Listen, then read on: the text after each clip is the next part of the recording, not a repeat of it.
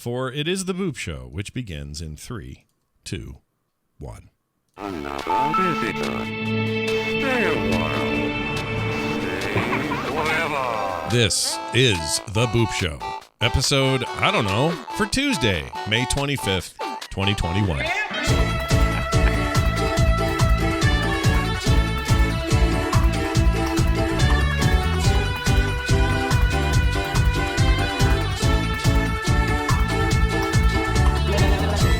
$290. That's the episode. 290. Yeah. Well, if you don't name the title of the show,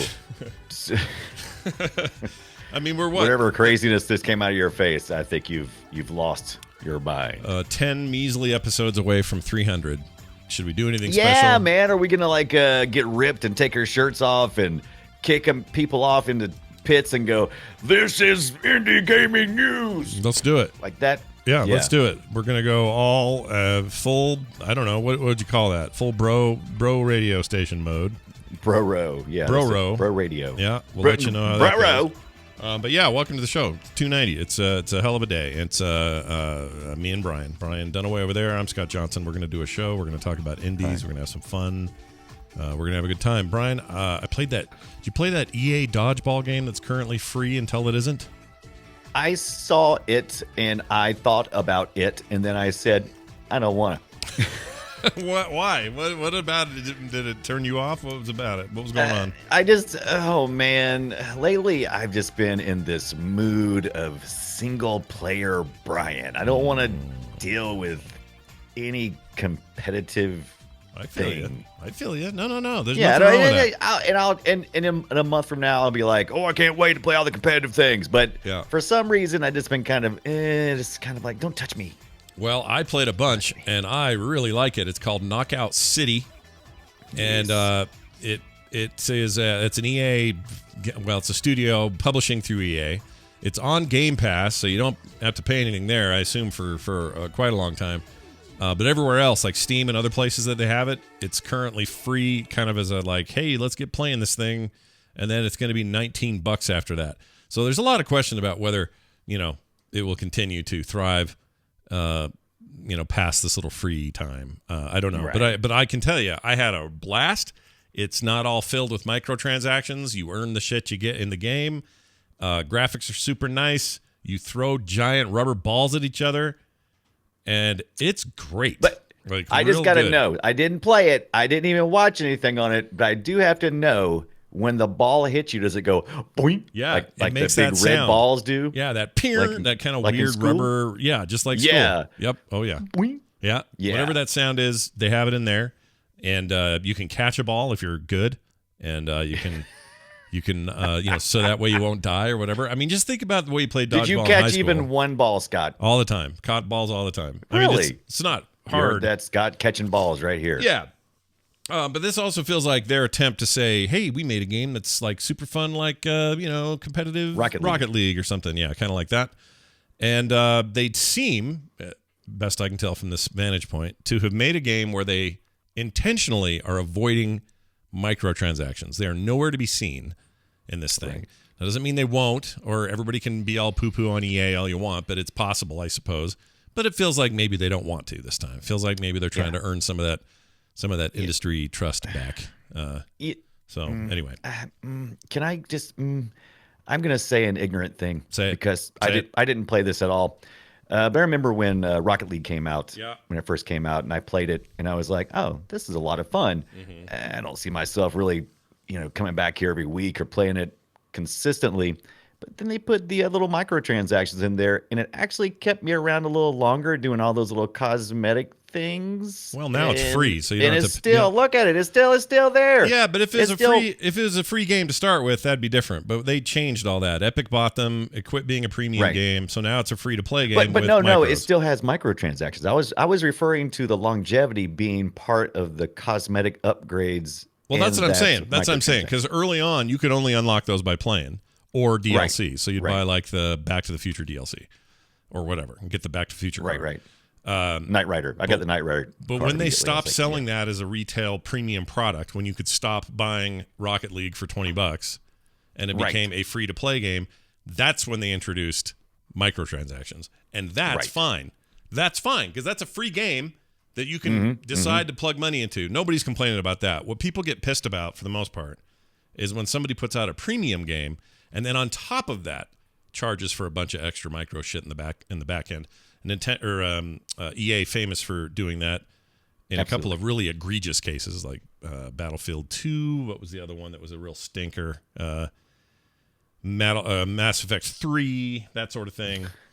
But this is just like a $20 game, and I've been through all those menus. There's nothing in there that says anything about nothing. So unless they introduce it later, I think so. EA has a couple of models like this for their sports type games, right? They have like, so they've got other sports games, and they just every year it's like football 20 to whatever, football. Right? So I mean, what's that? Madden, you mean, right? Madden. Yeah, Madden for 2022. Yeah. It's going to be next year's game. So are they going to try to capitalize on that kind of ideology? I mean, I just don't see them being able to sell this at $20 and keep people playing for very long. And I'm probably just being pessimistic. I'm bitching about EA stuff that nobody else is bitching about. Why am I doing that? I don't know. It's okay. Done. It's okay. You're just having you're having a moment here. But I'm having a moment.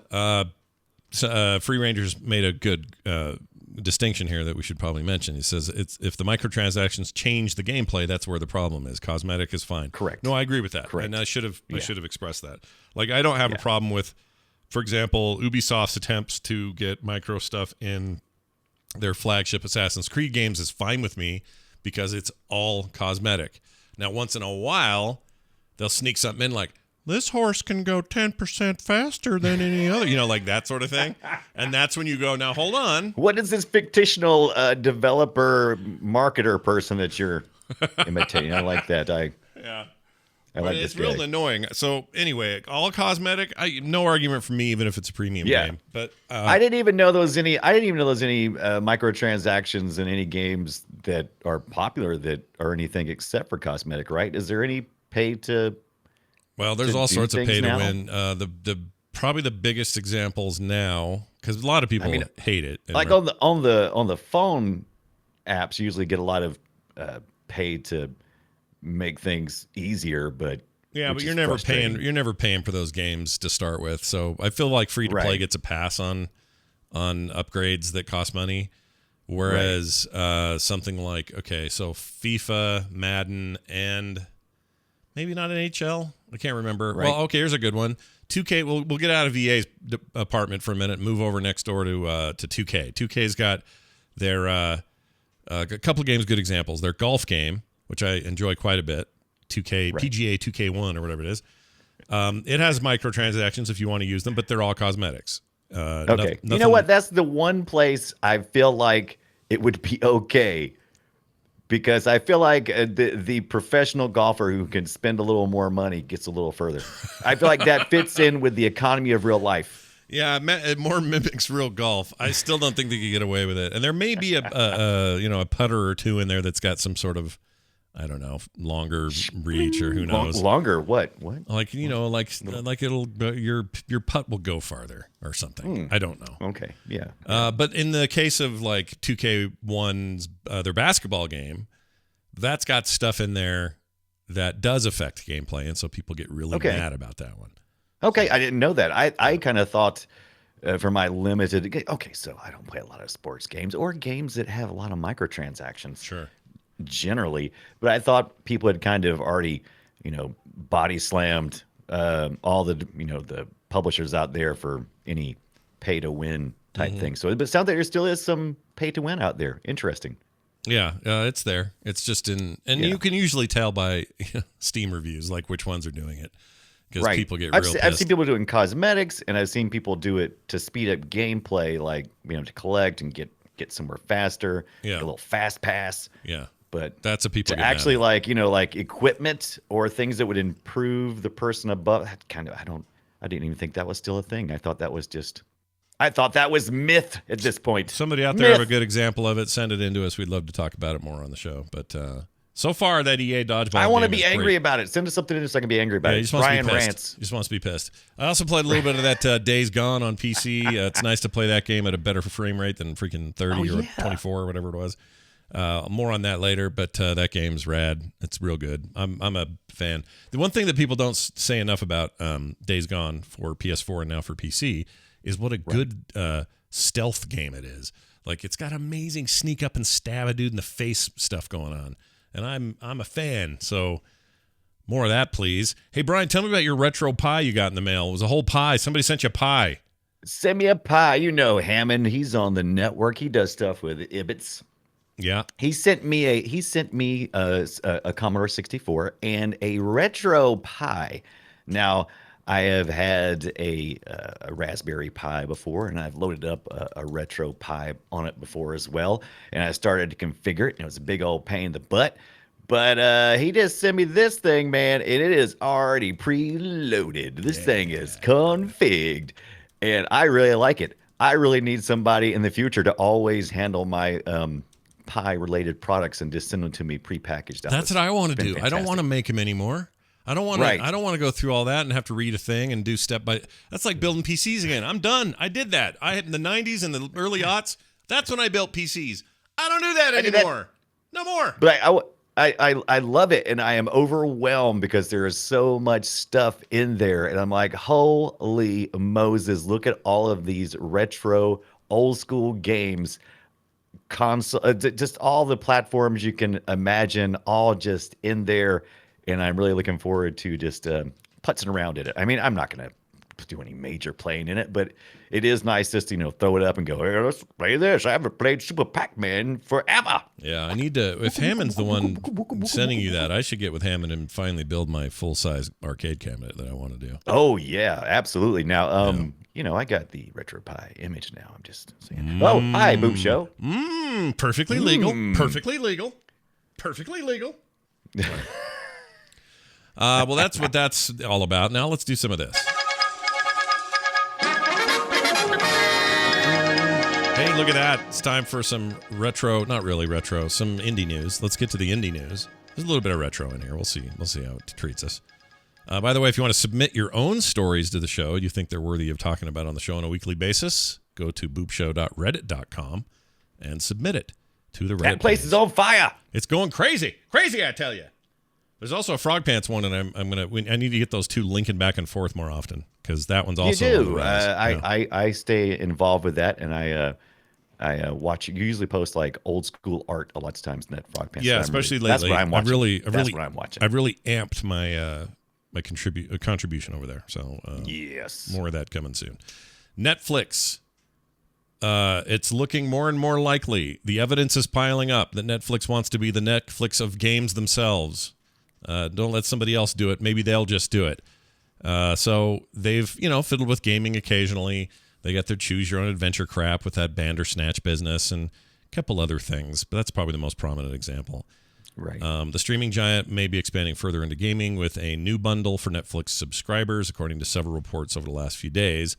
It's very similar to Apple Arcade in terms of its model and its sort of games type, probably use case here. Good news, indie developers. Apple Arcade like Netflix of games. Yes, potentially. We don't know a ton about it because it's a lot of rumors, and Netflix they have not committed to anything. Their plans. They haven't actually, from my understanding, from what I've read, every time I see a little tidbit come out about it, they're looking for a lead game person. So they're putting together a team. So we're at team building right now, right? So I think they're probably interviewing a couple of people, talking to some people, and seeing if there's good fits and if there's like some synergy there. That's the words they use in corporate America, synergy. Yeah. And then they can maybe put something together that'll move forward. I think they want to have the discussion, and they can't have the discussion without getting somebody in there who knows what they're doing and can look at the models and go, yeah, or no. Well, my guess is day one they'll do better than Stadia,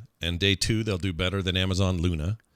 And by day three, people will take some notice and say, whoa, they're already doing better than those other two. But I don't know if they can ever do xCloud level, freaking even NVIDIA Now level stuff. I'm curious how they're going to do this. I mean, I'm assuming it's going to be cloud gaming like you would have. I would assume, right? Streaming. Yeah. That would be the direction to go in. It'd have to be, right? Because what else are you going to do? Right. You're not going to have some new console. They don't have like a hardware system like Amazon does. Amazon for years it's had their Amazon TV. You could play little indie games on that thing. You could even get a little controller with it, and that kind of morphed into Luna. Yeah. And of course, Google Stadia, which is an offshoot of Chrome, essentially. And they're Chromecast. Chromecast, so, right. They don't really have a hardware platform to do it on, so they got to do it in the cloud. Yeah, right? That's what they'll do. I'm sure of it. I'm not entirely sure that they won't do this. This seems like maybe something they will do. My guess is the kinds of indies they would normally go after are already on contract for their exclusivity mobile-wise on Apple. And those guys all have like 6 month to 10, to 12 month sort of Apple gets it first, and then we'll go to other platforms sometimes sooner. But those games always end up on Steam or other consoles. They just can't end up on Android devices. That's part of the deal. So does Apple rework these contracts to say Android, but also Netflix? We don't want you going there for that, unless they're going to get in a real sticky situation once they get to that level. Yeah, my guess is they'll just do like they do now. Like if you want to be here, then you're on the hook for 6 months exclusivity, and then after that, go wherever except our competing mobile platform, which in the end may screw them anyway. I don't know. I feel like the early access thing is probably enough for them. At some point, a court may even step in and say, "Look, you can't force this the way you're forcing it now with mobile exclusivity." And it wouldn't be that big of a deal for them to drop that and keep the timed exclusivity, which everyone does. Sony does that. Microsoft does. Everybody has timed exclusivities. Steam, Epic. Epic does it like crazy right now. So anyway, I'm curious what this would be. Like, who knows if it would be tie-ins to all their popular TV shows? Or are you going to get some I definitely think that would be the case. I mean, there's some pretty decent Stranger Things games out there on mobile and on Steam. Yeah, that Stranger Things retro game is pretty good. It's retro games, kind of bit pixel graphics. They're fun. It was all right. Yeah, I kind of wish they'd have done that. Did they end up putting out the Minecraft Telltale thing? They did, right? No, the Telltale thing. I think that totally stalled when Telltale took a dumper. To the nuts. And they also were doing a Stranger Things game with Telltale, but that also took a dumper. Right. Oh, no, here it is. Telltale's Minecraft story mode did survive. Oh, did it? And it's partially playable on Netflix, but that thing's there. But you can play that on a PC or something else. I do remember that, yes. Yeah. A Queen's Gambit game. Good idea for your Rangers. Let's get all the let's do House of Cards, and then there'll be a whole chapter of that game about sexual harassment getting you fired from your own show. We'll do that. You really get in trouble when you force something like that, when you say we're going to push a bunch of our IPs and we're going to turn them into games, because a lot of stories just don't translate well to games because you have to have a nice gameplay hook. Yeah, but you could see them doing it. You could see them trying and wanting to do what I'm saying. They do. They won't, but they want to.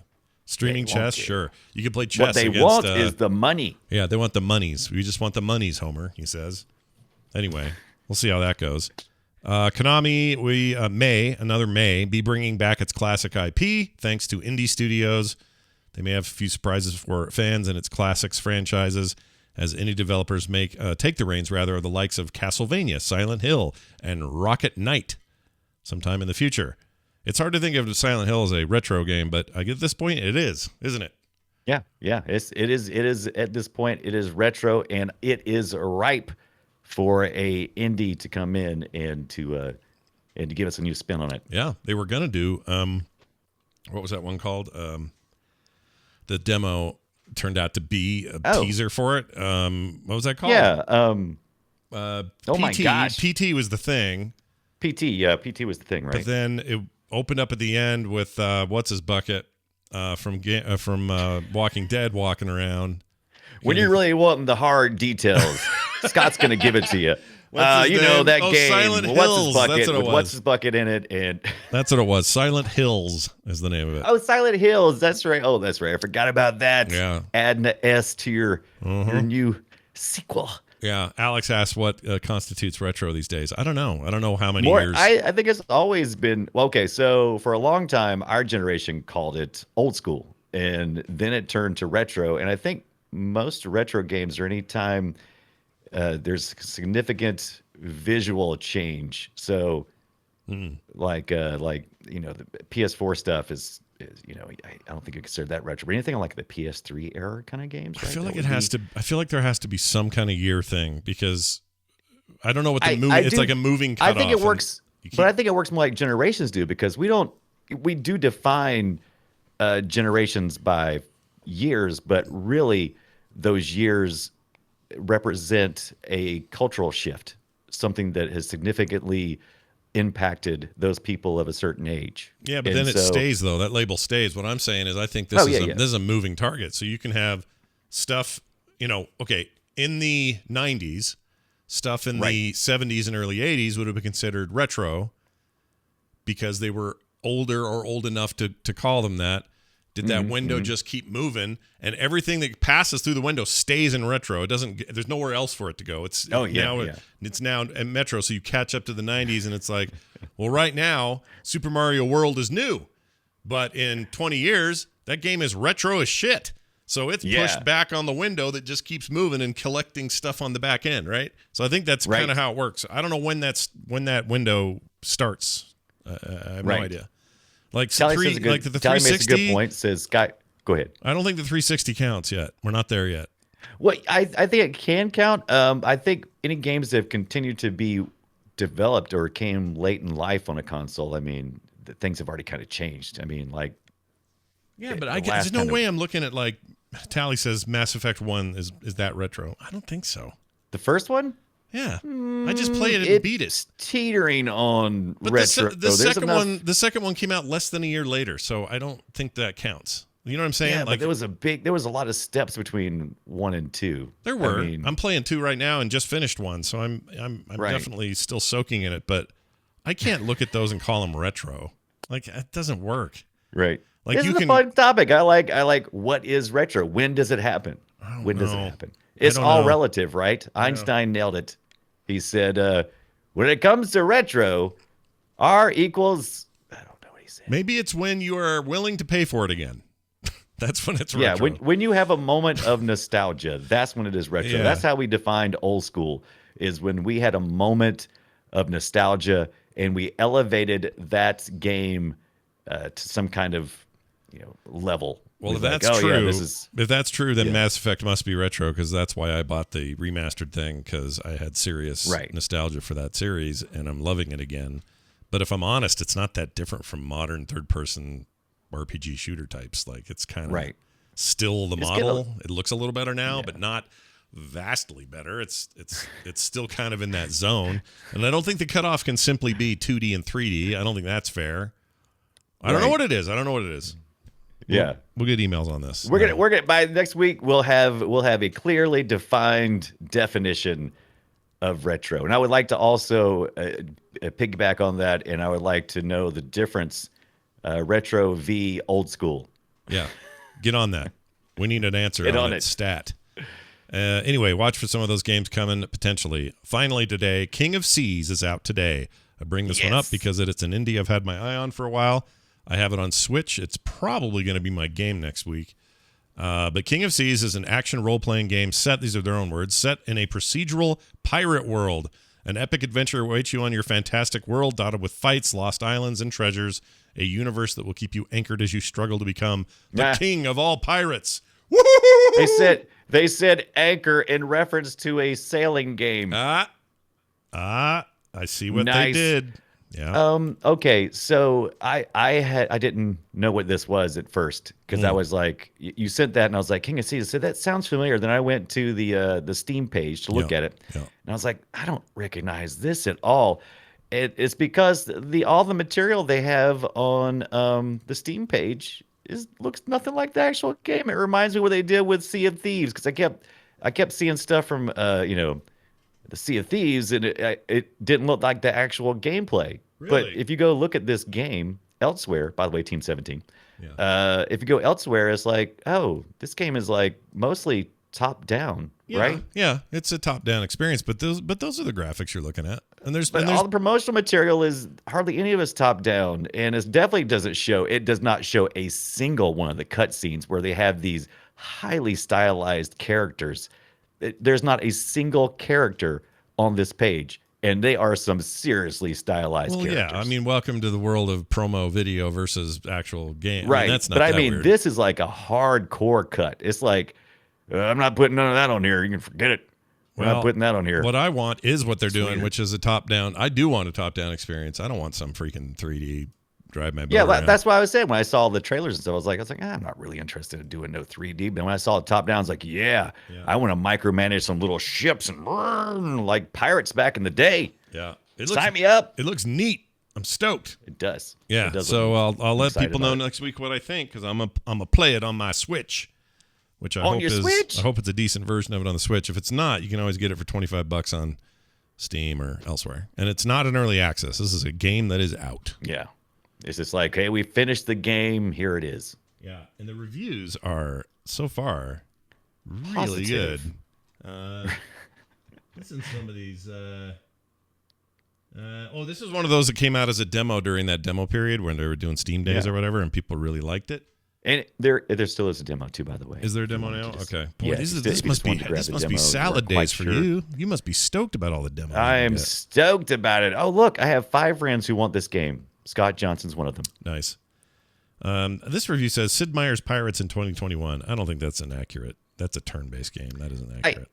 But that's what I'm trying to figure out. I mean, this is action role-playing, right? Sure. So it's real time, and it's top-down, and it's RPG, and it's story, and you're leveling up your stuff and getting better equipment, better ships, and all that.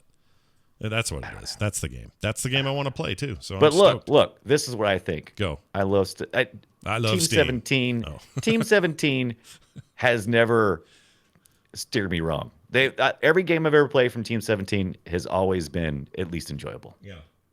I haven't had any big farts with those guys yet. So yeah, I agree. Yeah, been a good relationship with them since I was Monster Sanctuary last night blew my mind. Yeah, that game's great. Blew my mind. Yeah, Monster Sanctuary is great. I love that game. Yeah.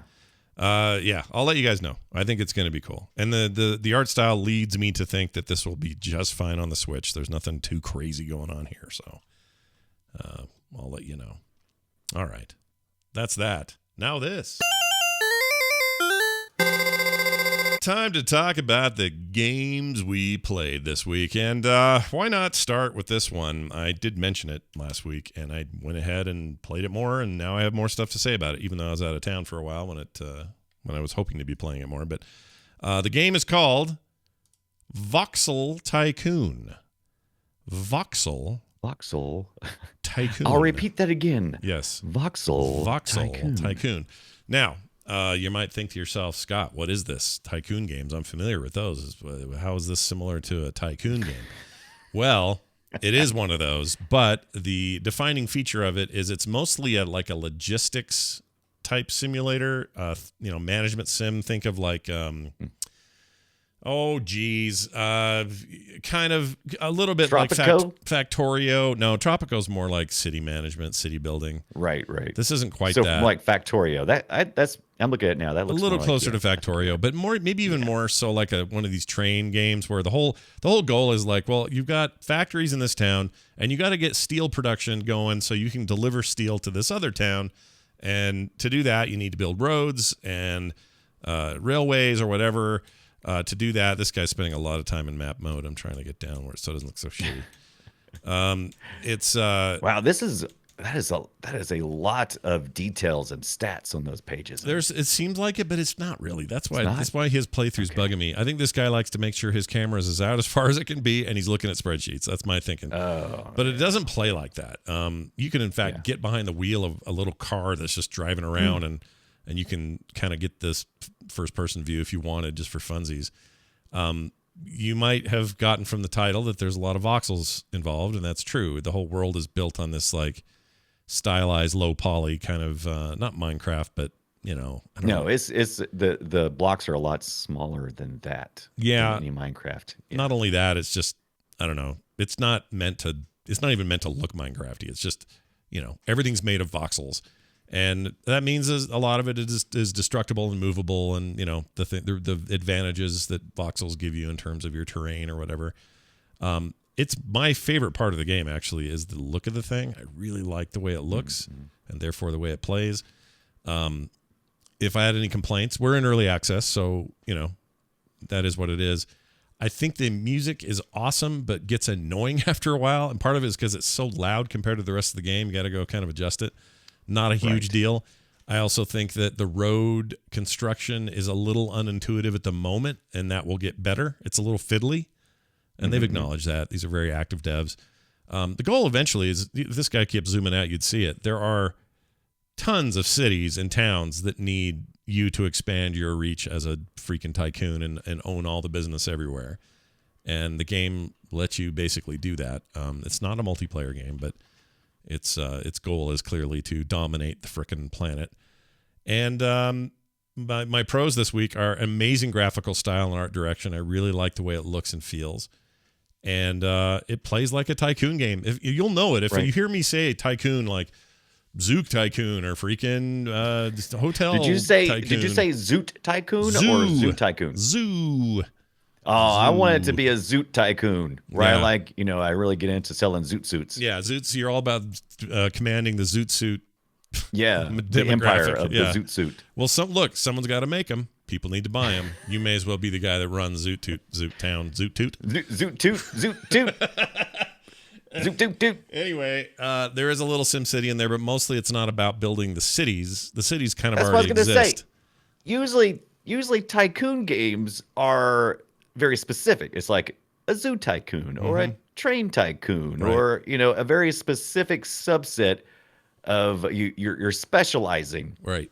And this is more like, looks like you're doing city building. So where's the tycoon part? Well, you really aren't doing any city building. You're putting some buildings down in cities, right? But you're mostly the cities are either already there or kind of self-sufficient, and you're just adding things to it. Like, oh, I'm going to put a warehouse here because I need to store whatever material here, and then I need to have it next to a factory that builds, that takes wood and makes it into something else, and then I need to be able to transport this stuff to a city that needs this stuff.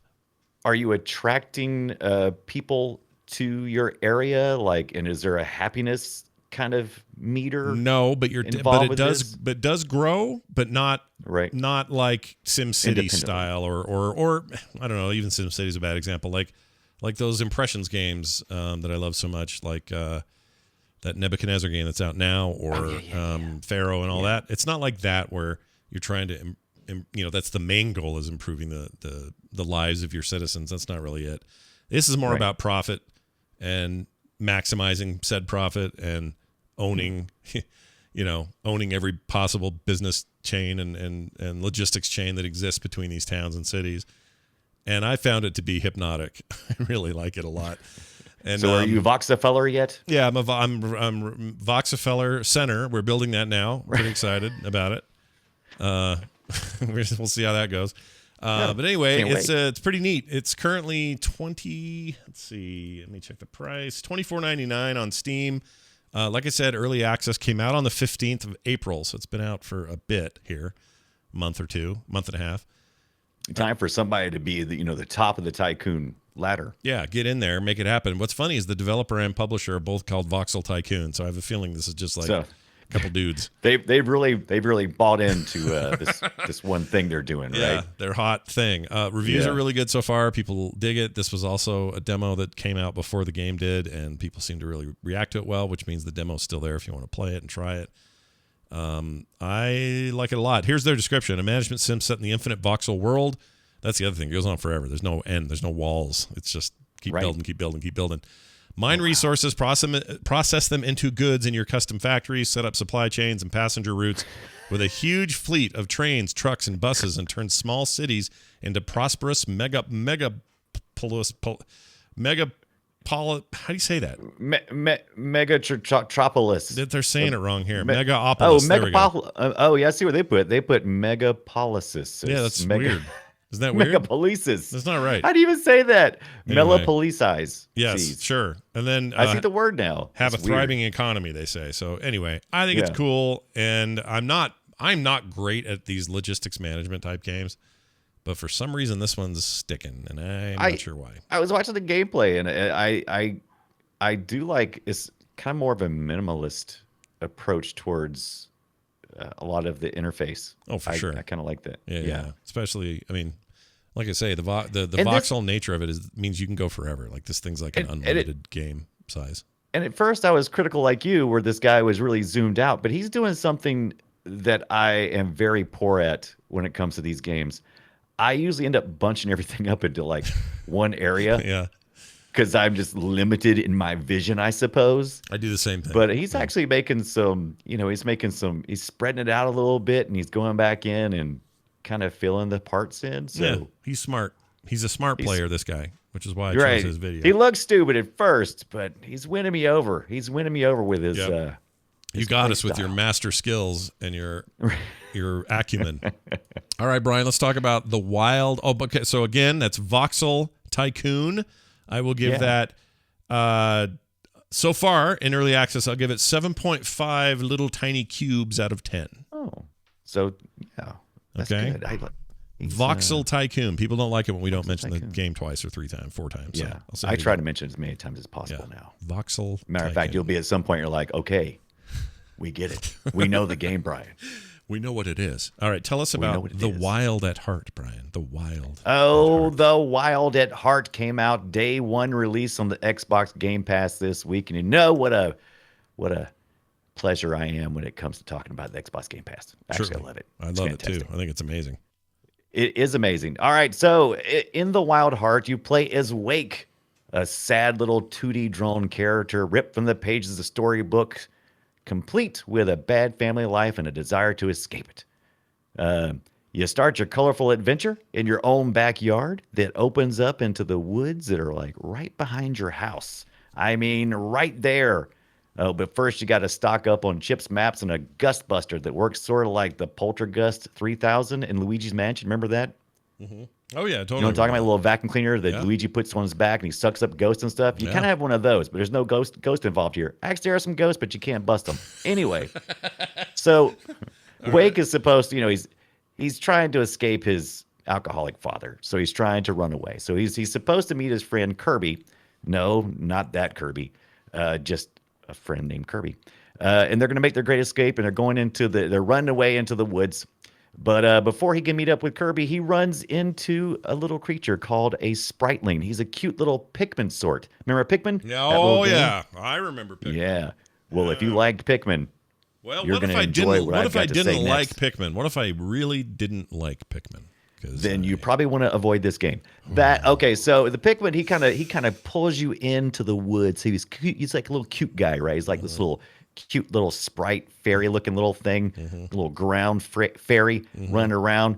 And so he introduces you to his creepy wooden armed friend called Greycoat. Greycoat is he then requests that you come into the woods and fight the Never, a fairy tale darkness that menaces the woods. Does he have a gray coat? He does have a gray coat, and I keep waiting for him to die and turn into white coat, but he doesn't do it. Okay, so all of this adventure is set in a beautifully rendered 2.5D watercolor world with lots of robust, earthy tones of color that your character prances about in, kind of like in Don't Starve. Okay. Remember how that guy just dances around? Yeah, I like Don't Starve. Kind of looks like that. I like the Don't Starve art. I don't like the game itself, but anyway, continue. Right. So the Wild at Heart developers, Moonlight Kids, have found a way to really well crafted combine the following elements into their game. So there's kind of a Pikmin-like progression where you're collecting all these little spritelings with a little bit of Zelda-like exploration. Yeah. With art that is kind of reminds me of like Where the Wild Things Are, that little the children's book. Yeah. And there's a whole bunch of these developers, obviously children of the 80s and 90s, because they have so many pop culture references through this game completely. And then they use something that I end up running into a lot in these indie games, which is a popular indie game story trope of dysfunctional families, because they're modern fairy tales, right? You're trying to get away from and go on adventures. That's what you do. And there's also just a little bit of the Breath of the Wild crafting, where you kind of combine stuff together and you kind of go, oh, that makes this recipe. Do my weapons break or no? Your weapons do not break because there's really no weapons to speak of. The weapons are these little spritelings. The spritelings, are wood folk, little wood folk like Pikmins. And most of them are based on different elements. So when you first start, you get like a little woodling. He's kind of like friendly to wood, and he can kind of clear out areas that you're trying to explore too. So like if you need to get past a poison mushroom, he's on it. Yeah. You just pick up your little guy, your little spriteling, and you throw it. He's friendly to wood, so he's friendly to wood. Yeah. And so you can throw this guy or multiple of these guys. That's what I really like to do. I like really like loading up. Like if you play Pikmin, you kind of, as you go along, you keep getting more and more of these little spritelings. Sure. And you start creating this horde, this little herd of little guys. Yeah. And you can activate these guys by tossing them. Now, the little spriteling AI is pretty smart. He'll go to work on anything you throw him at. If you throw him at something that needs to be cleared out of the way, if he gets close enough, he activates, starts clearing it for you, and you can keep on exploring. Or if you need to collect some resources, which you'll want to collect some resources because eventually you'll locate a camp. And once you locate that camp, that's when you can get into that crafting I was talking about. Gotcha. Right. So there's a bunch of camps. There's the main primary base camp that you'll locate. And then there's a bunch of smaller camps in each of the areas that you're going to explore. So those camps also usually are attached to some portals where you can easily and quickly navigate between areas of the map. And the reason why that's important is because this is very much like Zelda. You'll run into an area. It's not really like Metroidvania. It's more like Zelda. You'll get to an area where you're exploring and you can't get through there because you don't have the power glove, right? You can't lift something. You can't do something just yet. And so you'll have to backtrack. Right. And He's come doing back it now later. in this video. I can see it. He had to go find a windmill thing that would then open Correct. the gate, and now he's got to go back to open Right. the gate. Yeah. So he's got his little vacuum cleaner, and he'll come across these windmills from time to time where areas are gated off with these wood fences. And so sometimes that's the way you do it. Sometimes you have big, large blocks of things that you have to get out of the way. And it'll tell you when you walk up to the block, it's like you have 0 of 20 spritelings. And if you had 20 spritelings, you can throw them at it. They'll all get up to work and they'll heft that thing up and move it for you, which is good because Wake is a weakling. He can't do anything. He can kick a couple of trash bags until scrap falls out. Yeah. But that takes a really long time. Sure. You can throw any little spritelings at it and they'll make short work of it. Now, do you say and the more you get. portals or porn holes? I don't know if I heard that They're right. porn holes. Okay. And porn that's holes. the only reason why this game is rated R. But no. So portals. Okay.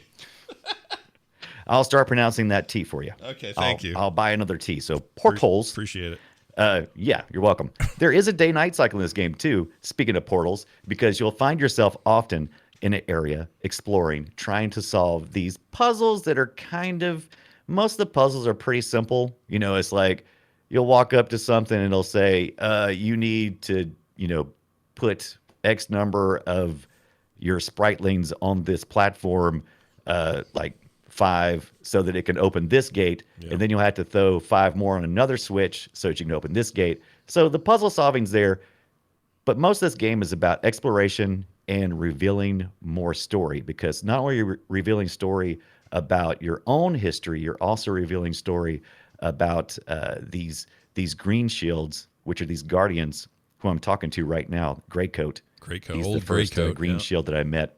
Yeah. They're trying to get rid of the Never, which is kind of like, you've seen the Never-ending story, right? That darkness that just slowly covers the land. You've seen Fern Gully, Yeah. right? Oh, yeah. We're the Never in that. The humans are. Yeah. We're terrible. We are the worst. Look at us creeping over everything. Yeah. I know. We're creeping and killing stuff. But so you continue on your adventure here, revealing story bits about the green shields and more about your spritelings and what's going on in the woods and how it relates to your own personal story. And eventually, you will get an opportunity to meet up with your friend who you wanted to meet at the beginning, Kirby. And she has her own special abilities. And she gets, I think it's a lantern of some sort. Anyway, it's able to drive back some of the blight that the Never is like spreading throughout the woods, the deep woods. By the way, this game is called The Wild at Heart. And so easy, just right there, just in case you didn't know it. So you're trying to help the Green Shields get back to full form because they're the protectors of the woods and you're trying to get rid of the never. Oh, by the way, they're talking about the shiny rock. This game is really good about not being intrusive with with the interface. So the shiny rock allows you to call home in case you've forgotten the task at hand. You can actually call one of the task givers, and they'll give you a little hint or a tip. It's usually not gonna give you like no big tip or anything. But they'll just give you a little gentle reminder of what you're doing because it's real easy to get lost. Because a lots of times you have to be on one side of the map, and then to unlock a certain area there, you have to go all the way back to the other side of the map. And so it's real easy to get distracted because while you're trying to explore, there's slimy blobs, there's rhino beetles that look like they're mushrooms, but then they pop up when you walk up too close to them. You have to start throwing spritlings at them and hopefully defeat them quickly. And some spritlings, like I said earlier, they represent different elements. So let's say you have an ember spritling. They're able to fight like ice bad guys. So you may come across a rhino beetle who has got a ice mushroom on his back. And so he's the one that does it. Otherwise, they'll just freeze your guys, and then you can't use them unless you suck them up. That's no good. You need your guys. Good. Yeah. You need your guys. You got to have your guys because if you lose your guys, like I said earlier, you're going to be unlocking things that will allow you to get more. I don't know if I said this or not. But anyway, back at camp, you can do upgrades to your character and your equipment, and you'll be able to control more of the spritlings. Yeah. And that's important because, like I said, you can't get to certain areas until you get to a certain place where you can, pull out 35 of them. By the way, you can have it like, I think the most I've seen so far is like around 40 or so. Yeah. At least that's how far I get. And that's a lot of dudes hanging around your feet. Yeah. I'm like, I would totally trip over all these guys.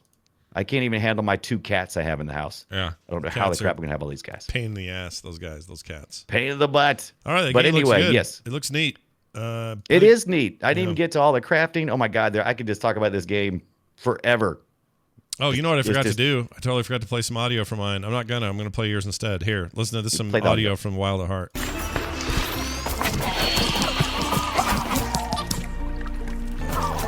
It's whimsical. Very whimsical. Here. Oh, jeez. How about this part right here? You guys hear the whimsy? I can hear the whimsy in that. There's a lot of whimsy in there.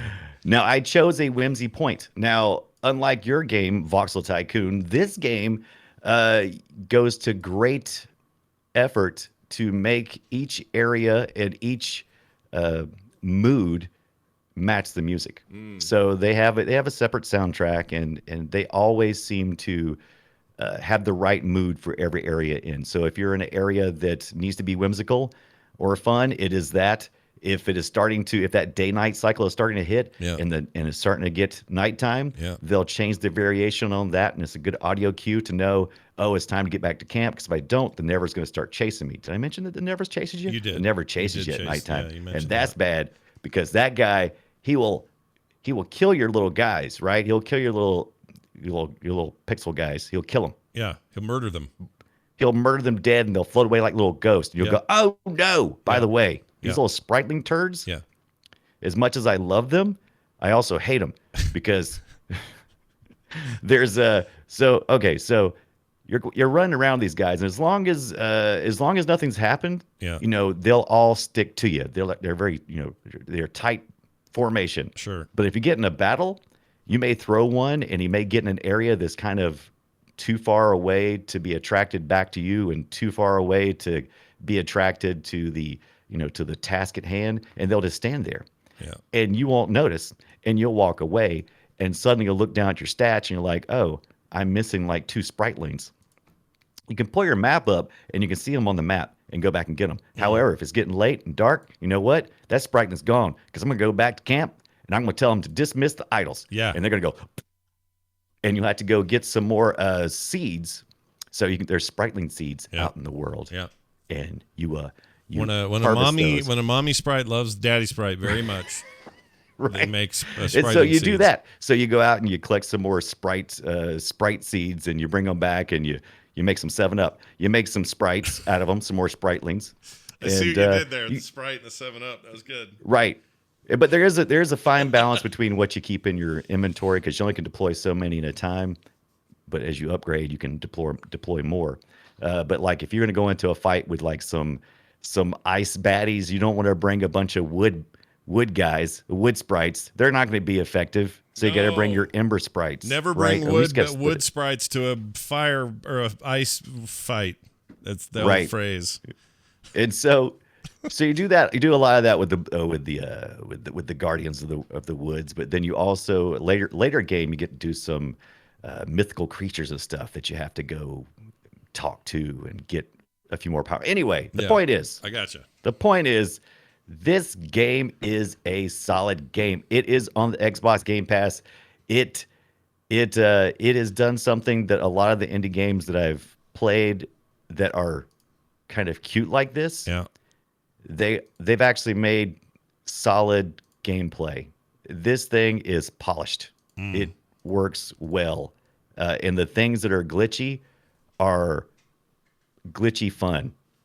Okay. You know? Well, give me a review. What would you 8 deadbeat dads out of 10. I'm running a ways forever, and I went too long, and Scott's got to go to do his stream. Don't worry, we're still good. Don't you stress. All right, so the game is called The Wild at Heart. The Wild at Heart now on Xbox Game Pass for developers Moonlight Kids, and it is on Steam for $24.99 or a part of the Xbox Game Pass. Very nice. It's a me, Mario. All right, check it out. It's time for us to play Guess My Game, where we take an old game that is old and we talk about it. Mine's about 12, 13 years old. No, hold on. Oh, no, that is about that now. Oh, geez, that's crazy. Is that retro or old school? I don't know anymore.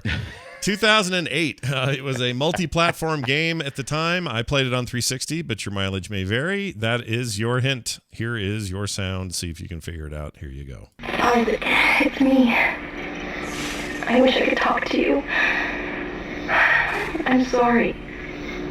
I'm sorry about everything. I wish I could just stop. It's all falling apart here. I can't believe what's happening. It's strange. The little thing. This last part. How many times you watched that thing? Guess you really miss her. Don't worry, we're almost there. You'll be able to look her up once we're on board. All right. Any guesses? That sounds like BioShock to me. You would be incorrect. Any other guesses? You get three. 3 guesses. I'll give you another hint since you got that wrong. That's how this works. Published by Electronic Arts. Oh, okay. Then it's Madden 2008. Your final hint. There were 3 of them. 3 of them. Sequel. Okay, so that's what I swear I thought was BioShock. This audio is from the first one, but there were 3 ultimately made. Chat room got it. Let's see if you can get it. Okay, I don't want to look at chat. Okay. Only thing I was playing this time that went into sequels that was so story heavy with people talking was this BioShock and Dead Space. That was the only 2 that I really remember that had all that. Is it Dead Space? It's Dead Space. Is it Dead Space? Woo! Yes. Yeah, well done. It's Dead Space. Dead Space 1 in particular, and that game scared me, but 2 is the one that really got its teeth in me and made me want to die. Right. It was definitely sci-fi in nature. You could tell it from the audio clip. Oh, yeah, because you're getting on it didn't ships. sound like horror, but it sounded like one of those pseudo horrors, which is kind of. Yeah. I remember Dead Space being scarier than that, though. Well, that was just the start. You sure it wasn't BioShock? Positive. That was just the starting dialogue, but that game got pretty freaky as you went on, and it did. And 2 in particular, 2 really got under my cheese and melted it. It was bad. Yeah, I never played 2. All right, I'm going to play yours. Your hint here I see is 1990 and from Atari of all companies. Yeah, 1990 Atari from all. And this I played in the arcade. I'm not saying it wasn't other places. I'm just saying that it was. I played it in the arcade. All right, let's play it and find out.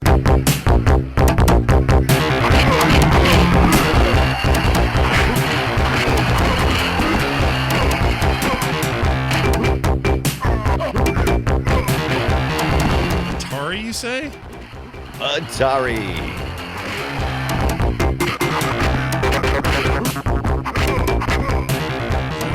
That is a Genesis chip sounding ass soundboard.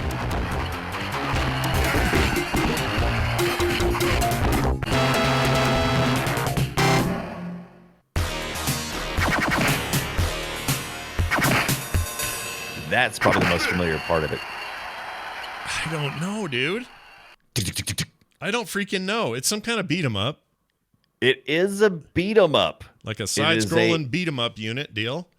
Right, and a chat room did get it. At least one person in the chat room got it, and it was inspired in part with by Jean-Claude Van Damme. Oh, really? All right. Yeah. Let me give you my first guess, and then you can give me a hint. A movie? What's that? I'll give you a first guess here. Right. Oh, this wasn't that.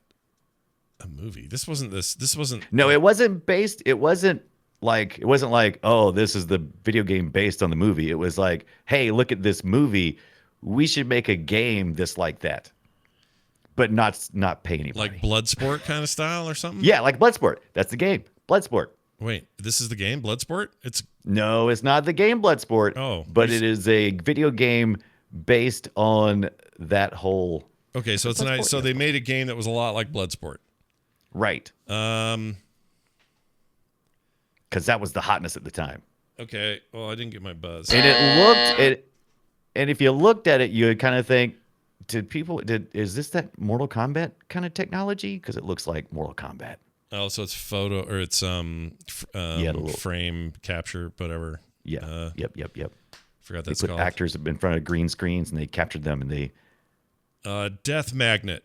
Death Magnet. You got it. That's not it. Is that your second or third? Give me my last hint. You got one more hint? Let me see here. At the end of every fight, if you won, you would be standing on a forklift and you would go up. Shut up, really? With cash that went to your feet. That's really a strong memory. Yeah, that's why I said that the money counting was so loud in the arcade. That's the reason why I remember this game.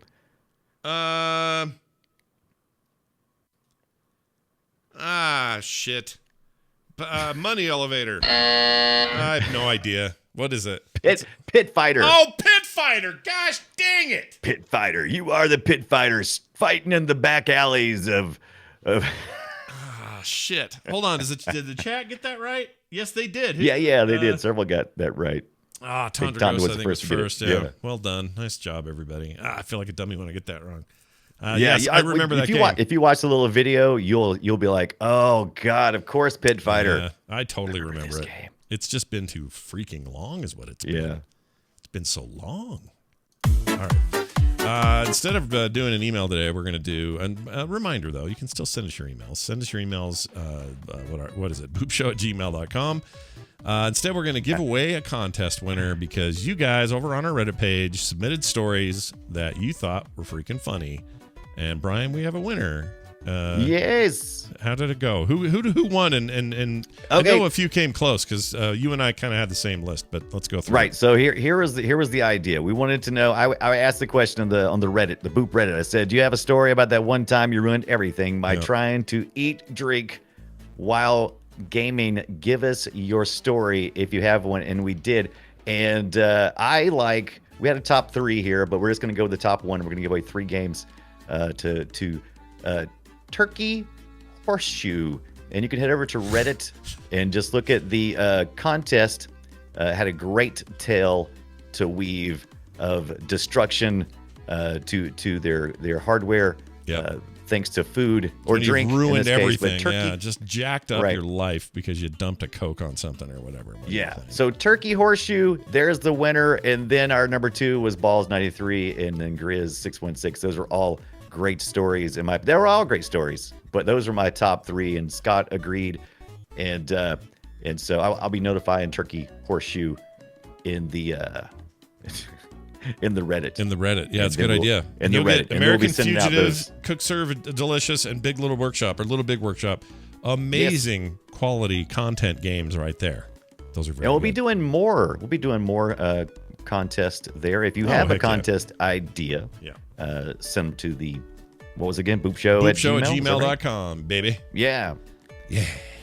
We want to give away some of these game codes, man. We got some game codes. We want to give them away. Yeah, we got codes. We're going to give them to you, but you got to do a little work for it. Like, tell us funny stories. So there you go. Next time we have a contest, we will make sure to let you know well in advance so you know what you're up against. Okay? And join the Reddit. Why not? Go over there and check it out. It's over at boopshow.reddit.com. Super simple. That's going to do it for the show today. Big thanks to everybody for showing up. Frogpants.com/boop is our website. Boopshow@gmail.com is that email address. Once again, you can follow us on Twitter at boopshow. Brian's at the Brian Dunaway. I'm at Scott Johnson. And why not throw us a Twitch follow while you're at it? You can find that over at twitch.tv/Brian Dunaway or /Frogpants. Either way, get you there. Stick around after the show today if you're here live, and you'll watch me play Resident Evil 8 for my live stream. Part 2. Yeah, part 2. John Jagger will be joining me. We're going to be playing. It'll be fun. And we're only a couple hours into that game, so we got a lot left to do. Brian, anything else you'd like to say before we go? Next week I'll be playing either Insurmountable or maybe a Lacuna, a sci-fi noir adventure. But if you follow me on Twitter, I usually post what I'm doing, or if you're on the Discord server or on Reddit, whatever. Just internet. Whatever. No, I feel you. By the way, this week's film sack will be the brand new Army of the Dead by Zack Snyder movie. So we're watching that thing on Netflix like the week it comes out. Well, I guess it came out last Friday, but less than a week. And that's the soonest we've done anything on this show. Except for Force Awakens, but that didn't count because that was theaters. It was different. Yeah. So anyway, we're going to be doing that this weekend, so check that out. And in the meantime, everyone have a fantastic week. Stay out of trouble. Play lots of video games. And we'll see you then.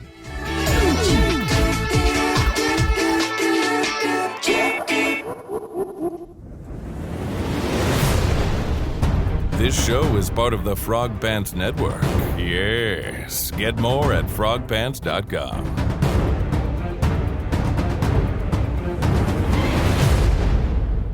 I don't like Steam. I love Steam. Destroy them with lasers. Oh.